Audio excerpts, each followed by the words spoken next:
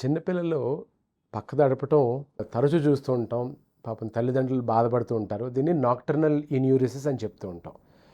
నేను ఇన్ని సంవత్సరాలు ప్రాక్టీస్ చేసినా కూడా మ్యాక్సిమం ఎవరికి కూడా మందులు లేకుండానే చూస్తాం.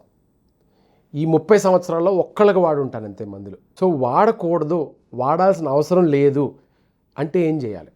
సో ముందు తల్లిదండ్రులుగా మీరు కొన్ని చిట్కాలు గుర్తించాలి. ఫస్ట్ ఎందుకు వస్తుంది ఇది?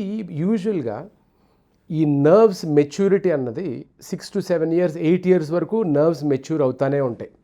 ఏ విధంగా మెచ్యూర్ అవుతుందంటే నరాల యొక్క మైలిన్ షీత్ అంటాం.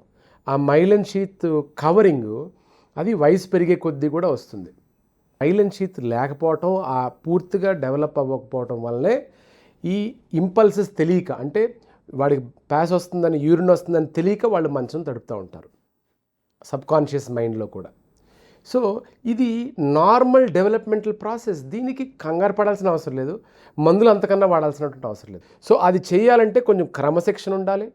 6:30 లోపల నీళ్లు తాగాలి, 7-7:30 లోపల భోజనం పెట్టేయాలి, 9 నిద్రపోవాలి, వాళ్ళ చేత పాస్ పోయిపించి పడుకోబెట్టించాలి. అండ్ లాస్ట్ మీరు అరౌండ్ 10:30-11 పడుకున్నప్పుడు ఇంకొకసారి లేపి పడుకొచ్చాలి. అలా పడుకోబెడితే నేను చెప్పినట్టు 99% అసలు మాయమైపోతుంది 7 to 8 years లోపల.